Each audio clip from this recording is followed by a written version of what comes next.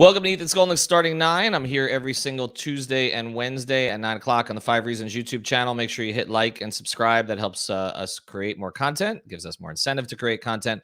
Of course, last night we had the post-up show here with Gad hosting. So if you missed it, you can get that. Also, 5 on the Floor I did with Greg and Brady last night. That's on all the podcast feeds. It'll be here on the YouTube channel, I'm sure, at some point this morning. And, of course, Dono Daily is every single day here on the channel. We're going to talk Heat today. We did Dolphins yesterday. If you're interested in Dolphins, my conversation with Juan Cardona, I somehow got him not to mention this certain Chargers or I guess kind of Texans quarterback for the entire show, which was, in my view, one of my great accomplishments. Make sure you check out that show. That's still on the channel here as well. But we are going to talk Heat today, and we are sponsored, as always, by our friends over at BetUS. Use the code 5, F-I-V-E, if you want to do any gambling this week. I don't know that I necessarily recommend it on the NBA. I don't know. You don't know who's playing or who's not, but do it on the NFL this week. Get a little bit of a better idea there, at least somewhat.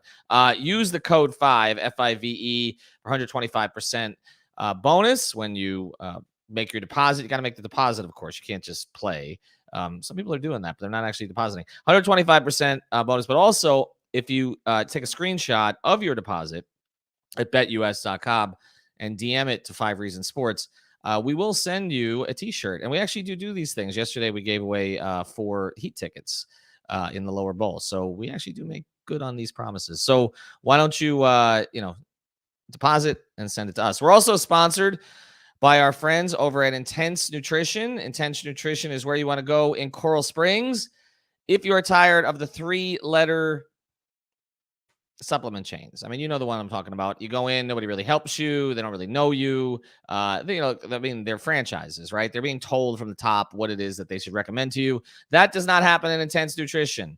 When you go to Intense Nutrition, they will work with you directly. They got a great staff over there. Also, they can connect you with local gyms as well to make sure that you're getting the most out of your program. So whether it is the proteins that you need or whether it is, and everything I'm going to mention from here is 20% off if you mention 5 Reasons, everything but the proteins, the pre-workout, the post-workout, the stacks, the weight loss stuff, all of that stuff is 20% off. Just mention 5 Reasons. They're based in Coral Springs. You can find them on Instagram and Facebook at Intense Nutrition. That's I-N-T. Well, you can see it there. You can read.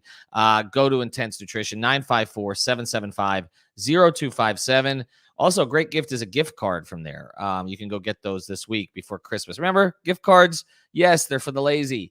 But also people like them better, honestly, than you going out and picking out what you think they want. How do you know what they want? Go to Intense Nutrition, 954-775-0257. All right, let's get to it. The Miami Heat won last night. They throttled the Pacers from the start, even though, honestly, the team that they had on the bench would probably be favored by 25 over the team they had on the floor, right? Is that fair? Is that fair? Neutral site. Okay. Well, for all the neutral site would be FTX Arena. Let's just go through it here. You had on the floor. There you go. You love Therapist Preferred Gubbies at Sports Cream. Thank you, Alex. Use that code 5RSN. That is awesome. We appreciate you signing up there as well. You get 25% off. Thanks, Alex. Alex, I'm going to throw you in the hopper for a t-shirt in our next contest. But anyway, let's take a look at it, right? Okay, so here's what you had on the floor. You had Kyle Lowry, you had Duncan Robinson, you had Max Strus, you had, who's the other one? I'm sorry. Oh, Gabe Vincent, and you had Dwayne Dedman, right? With a bench of Hero. Let's see. You had a bench of Hero, Akpala, Yurtsevin, Haslam, right? I might be missing somebody. Oh, and Marcus Garrett, okay? All right. Now, on your bench, and again, imagine fully healthy, okay? Bam, Morris, Tucker, Butler, Oladipo, Caleb Martin. Well, he couldn't be on the bench because he's still in the protocols, but you get my point, okay? That's 6. How many points is that team favored over the top 6 that you could take that was on the floor last night? 15, maybe? And yet, the Miami Heat blew out the Pacers. Now, the Pacers are completely dysfunctional. Rick Carr looked like he doesn't want to be there. They quit on their coach last year. That's a talented team. I don't really understand it. That starting lineup, just on paper, like Sabonis, Turner, Brogdon, LeVert, Holiday. I mean, they don't have TJ Warren right now, but I mean, there's enough talent there to be competitive. But it does look like they're going to break it up. And it does look like Rick Carlisle doesn't want to be there. He wasn't going for a rebuild, but apparently that's what they're going to be doing. And they can never rebuild completely in Indiana because here's one of the great myths, okay? Indiana is not a great basketball town. Yes, I said it. It's a great college basketball town. It is not a great, yeah, probably 20, right? You're right. It's not a great pro basketball town, okay? It's just not. Like I know people think of the Heat Pacers rivalry. Yes, during when the team is good, they're good. But they don't go when the team is not good. They don't really care. Honestly, they're more into the Colts. Okay. Um, Similar to Cleveland, actually. Cleveland is a Browns town. I mean, yeah, LeBron, but I unfortunately lived up there for a year. Basically, it's a Browns town. Okay, so the Pacers are dysfunctional right now, but still, Miami just lost to a team in Detroit that had lost 14 straight. So you take what you can get. I did think yesterday would be better for them because it was a more conventional opponent, but I didn't think they'd blow them out. Okay. And I think that we have to have a conversation based on what Stan Van Gundy said last night. And, I didn't used to take pictures of people when I was actually covering on a day-to-day basis, but now, like, I always wanted a Stan Van Gundy selfie, so it's on my Instagram page. But anyway, uh, Stan said on the broadcast last night, on the TNT broadcast, that he thinks the Heat are the best team in the East. And of course, they're not best record wise right now, and they're not best by pedigree because Milwaukee's the defending champions, and Brooklyn, of course, has Durant and double sized Harden and waffling Kyrie. But uh, if you look at their total roster, right, like it is a conversation. I mean, they're 19-13 right now, right? Jimmy has essentially missed almost half the season at this stage. Okay, which I think we should start getting used to. Unfortunately, it's a conversation for another day. Bam Adebayo is going to miss more than half the season by the time he comes back. Caleb Martin, who was critical for them lately, has obviously missed a week and a half. A lot of teams are going through protocols. Markieff Morris, we had heard that they were hopeful. I mean, two of us heard it from different people that they were hopeful that he would be back 2 weeks ago for a Wednesday game. So it's not 2 weeks today. And he still has not been cleared for contact, although he was on the bench last night. And of course, they don't have Oladipo, although I don't always count that one because we didn't count on Oladipo until sort of that January, ish range. But Vic was really into it on the bench. And that's the other thing. Like their bench was into it last night, like really into it. Like it was good to see the veteran guys, as Spoelstra says, I know it's one of his cornier sayings, but like enjoying their teammates' success. They were. And Depot has been like that the whole time. Like he was not like that last year. I will say that, and certainly wasn't like that with the Pacers. That was one of the reasons that the Heat were a little scared off by him because he didn't seem to care about his teammates in Indiana towards the end. Remember that playoff series against the Heat? He was totally disengaged. But in last year, I don't know if it's because he was trying to fit in or because he wasn't confident in the quad. But he never seemed like he integrated last year.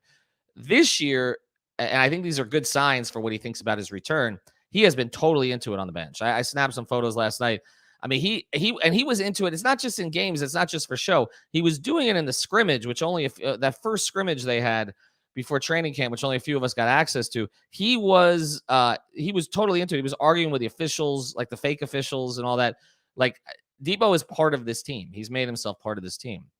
And that's promising. But I will say, like, if you look at what they have not had at their disposal, and then also you look at the fact that they've played more road games than any other team in the East, and until recently they were playing good teams, and that they have wins against the Bucks, couple of them, win against the Nets, win against Philadelphia without their whole crew. I mean, you can make an argument that they're not the best team in the East now, but that they have the potential to be the best team in the East going forward as some of these guys come back. And they're not all going to be back at the same time. We have to get used to it in this, not just this season, but the modern NBA. You're always going to be missing somebody. You just are. It's the way that the training staffs deal with the players. It's the new attitude about playing through pain. You're always going to be without somebody. Okay. But what this team has shown is they have a capability of overcoming absences better than their competitors. So, yeah, there are some losses in there that are ugly. Detroit was just the last of them. Minnesota, a few others. But overall, you have 50 games left in the season, and you're 19-13. You're on a 49-win pace. We haven't seen their starting lineup other than like a handful of games. And now you're seeing guys are flashing, right? Like Strus is not flashing. Like Strus, this is who he is now. Like he's averaging 11 points. That wouldn't be as high if he wasn't getting these kind of minutes, but he's averaging 11 points, but he's shooting 42%. This is a great point by Ray. I feel the way the team has been playing, let's see Spo rest some of the core guys like Kyle and PJ later on. Kyle Lowry said that last night in response to my question. I asked, do you feel that how beneficial is this for the veterans, not just the young players, but for the veterans to see the young guys, the role guys do this for your confidence in them in high leverage situations? And Kyle basically said, well, now I know there's some nights I can play 32 minutes because Gabe can hold it down. And in some cases, he may just play no minutes and let Gabe hold it down the entire time. So I'm not saying they're the best team in the East, but I am saying you can get there from here. You can get there from here, you know? I mean, you can see how this team could evolve into that. The way Gabe is giving you those minutes, the way Caleb is giving you those minutes. I mean, and then, you know, KZ and Yurtseven, like, I mean, I'm not saying he's going to rely on them as rotation players, but I am saying that you can see both of those guys getting spot minutes in specific roles maybe down the line. So it was promising last night. We'll see if it can hold on Thursday, playing another bad team, but one they just lost to. And, you know, we're going to talk to Tim here about, you know, kind of where they go from here. Before we do, one more sponsor to tell you about. EverythingTradeShows.com is where you want to go. If your company is going back to trade shows, again, you don't have to be the boss. You can just tell the boss. 954-791-8882. 954-791-8882. EverythingTradeShows.com is based right here in Fort Lauderdale. Well, I mean, EverythingTradeShows.com is based on the World Wide Web, but their actual offices are here at Fort Lauderdale off of Las Olas.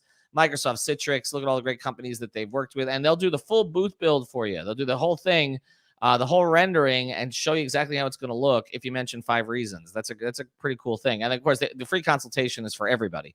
But reach out to Chris, everythingtradeshows.com. Again, there's the phone number, 954-791-8882. Why not just call, find out? I mean, again, nobody's really, I mean, I hate to say it, but down here, like I have friends from New York, and they're just, everybody goes out here still. Like nobody pays attention to Omicron. No, you're in the Wild West.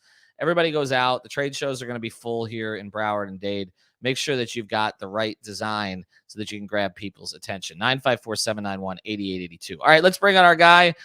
You can find Timothy Bain on the Bahama Rican Boys. That's every Monday, and some other days it just happens to pop up here on the channel. He's usually with Brian Fonseca. I'm not really sure. There is this episode, you know, what was it? One of those movies, was it Twins? Well, no, that was Schwarzenegger and De Niro. No, Schwarzenegger and not De Niro. The guy who's on Sunny in Philadelphia. I'm sorry. I forget his name. Danny DeVito. Danny DeVito. I don't think it was that I'm thinking of, but it was one of those movies where the twins can't be separated, and if they do, they lose their powers. So I don't know. We're both still pretty strong with our connection. We're good. Yeah, I was gonna say. All right, well, that's okay. I just want to make sure. Make sure Brian's okay, so that he doesn't lose any of his own powers. But you can find him again on the Bahama Rican Boys. But let's get right to it. Stan Van Gundy made the comment last night, and some people are saying he's auditioning for Karate's job. It's a coup situation, I guess. Stan seems to like being in that building these days, and he doesn't really have a whole lot else to do. I mean, right. I mean, I don't know that there's another coaching job Stan's going to get anytime soon. He's just pretty much tweeting all day long. I mean, he was tweeting when I went up to talk to him on press row last night. I got him like this. I'm like, okay, but like his comment that he thinks they're the best team in the East. I mean, could you make a case for that? I think so. I think seeing what this team was doing without what it's best, like with 5 players, 4 players. And yes, it's bad teams. It's the Pacers. We lost the Pistons, but I think you can make the case that who knows what at this point Kyrie isn't going to get the vaccine. I feel, so he's going to be a part-time player in the playoffs. Who knows with the Bucks that if Brook Lopez comes back, you know, the drop killer. I'm more confident with this Heat team with having Tucker and against a Portis or a Boogie Cousins in the playoffs. Durant is Durant, but we saw PJ basically fought him tooth and nail to the point where he was exhausted. Like he was exhausted. So I'm actually very confident that this team can win the East. And I still trust the front office to maybe pull another sneaky trade at the deadline to get that one player that I think the Heat is glued already, but I could see Caleb gets converted. Maybe we make a sneaky trade. So yeah, I think knock on wood, once the team stays relatively healthy, because we don't have any like horrible injuries right now. I think you can make the case. I just want this team to get more chemistry, because like you said earlier, they haven't really played, but maybe with more than 5 games whole. Right. Yeah, no, but I think you raised a good point here, because I know Heat fans, they live in the trade machine, right? Like, but I don't even know what they would go for right now. Like that's the thing. I mean, I guess that's the sign of a fairly deep team, which is not what we were anticipating. Right. Like all summer we said, Gabe and Shoes, is that enough? Right. Like, are they going to find, let's just go through it real quick here. Are they going to find a backup point guard who's playing it up at a higher level right now than Gabe Vincent is? Like, I'm not saying he's an NBA starter, but are you going to find an upgrade that's significant? I mean, there's no like Reggie Jackson behind Russell Westbrook out there. I don't. Not going to find Dennis Schroeder at the end of that. Yeah. Right. Okay. So let's look at that. All right. So then you're big, right? Okay. Now we're assuming Morris comes back at some point. I don't know, but are you going to find a better backup 5, provided Bam is healthy, obviously, which again, he's going to recover from that. Only if God forbid, like Morris really doesn't come back. Like then you try to get another body, just so you're not playing Caleb too much at the 4, or like last night. Sure. So maybe you get another 4. Maybe Casey. I've said Casey has let me down, but Casey was like 7 for 9 last night. Yeah. So who knows? Maybe the Heat have enough. We've been saying all the X not enough. But I still think the madman that is Riley will still like just try to grab like another player. Yeah, no, I mean he gets bored. I will say he gets bored, and then he may make a move there. But even some of the other positions, like okay, so let's say you're looking. Okay, I thought that maybe backup behind Jimmy would be an issue, right? Right, okay. And then Caleb gets snatched from the waiver wire, and then now he's Jimmy Light. Right. Well, they have 2 backups behind Jimmy, because actually Strus was supposed to play some of those backup 3 minutes. Okay, and then. And then you say, okay, well, Duncan continues to struggle, but Max fits into that role. You give Hero more minutes. I think when you look at what they've constructed, I think the compliment to it, or the praise that should be given, is that they've really left themselves without a whole lot else to do, unless their quote unquote big 3, or I guess with Hero now big 4, are simply not as good as the other big 3s. Like, I mean, again, you mentioned the Nets. I don't know what Kyrie's going to do. People know I covered Kyrie for a year in Cleveland, so I have a little bit of insight into not him, because he was very not forthcoming with his time. Yeah, but what other people view him as, okay, and what the Cavs organization had to deal with him. Okay, and this was not even fully formed, in his own head. Kyrie, this was before he said, "I want to trade so you could hear my mind more." And right. I mean, this was like them going at it with his family, kind of behind the scenes, and at the finals, and when he wanted to play and when he didn't want to play, and the fact that none of the Cavs had his phone number when I got up there, and they all like Dion more. Like what? Yeah, no, that was the first thing I was told about Kyrie, because when I got up there, they're like, yeah, he didn't really like. They wanted him to lead, and like nobody even has his number in here. And then they all took Waiter's side over him when there was some friction between the two of them, which will tell you everything that you need to know. Okay, because they took Dion's side, but yeah, I mean I don't know what Kyrie's gonna do. I mean, Kyrie could wake up tomorrow and just decide that anti-vaxxers are the devil. I don't know. Okay, right? So it's hard to project. But look, if he comes back, it's not going to take him that long to get back into being a force for them. Right. So that's where I'm at with the Heat. I don't think it's like they need this piece or that piece. It's did the decision they made to basically lead with Butler, Adebayo, and Lowry, is that enough to win a championship against a team with, say, Giannis, Middleton, and Holiday? It's the depth pieces. I'm with you. Like taking PJ Tucker for the Bucks. Like nobody nationally is talking about this. But that's a huge blow. That's huge. PJ would be playing big minutes right now. He'd be the starting center, essentially. Right. Right. He'd be playing next to Borders, right? They wouldn't have gone out and got Boogie. Okay. So that was a huge loss for them. All right. So let's pivot back. So let me ask you this question. Are Jimmy, Bam, and Kyle? Now we've seen enough of Kyle now because he's had to sort of lead this team in a lot of different ways. Had a near triple double last night. I thought it was kind of funny. He said he wasn't going to hunt for it. He was hunting for Yeah, it. he did for sure. and then he went off. But have you? We haven't seen the three of them together enough. But you saw flashes. You saw what Lowry could do for Bam. We obviously know that Jimmy and Kyle have a connection. I like the pace. I like the football passes and the Jimmy jumping out the roof. Like I remember the first couple of games, like Jimmy would be way down the court and he would jump, almost hit his head to the rim how high he jumped to catch alley-oop. So I think we have enough. I think the only thing the Heat my fear would be if Depot is slower to recover and like Morris has missed like 20 games now. Like it's more than 20. Yeah, so I think that's the only concern right now. What is Depot when he comes back? And when does Morris come back? Now, if we reach a point now where Depot is coming slower than you expected, then it shifts from Depot is coming to save us, then you to rely more on Gabe and Strus. And eventually, we know how matchup go in the playoffs. Can you just shut out? It's harder to shut out the Depot because he's been there before. Right. Maybe in the playoffs, Strus and Gabe become irrelevant, and then you can't play them.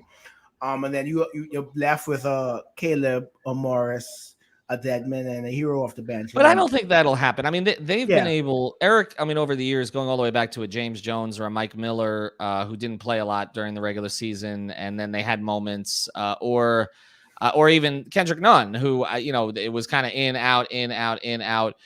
This is a good point from Ray. The only thing that scares me is go against Lane.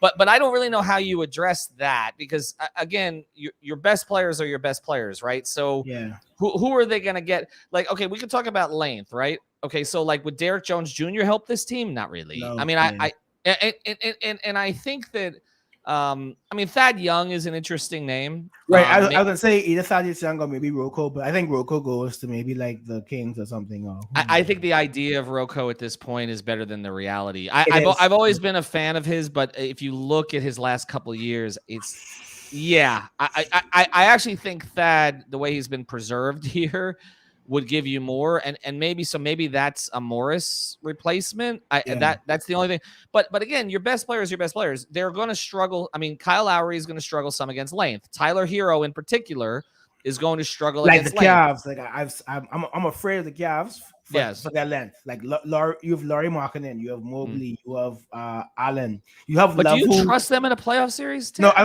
don't trust them. But I am a Garland supporter. I think Garland is very good, but I think he's going to be shut down. I think Jimmy will take him out of the game. No, I do not trust Laurie as a starting small forward in the playoffs at all. No. But I am afraid of Allen.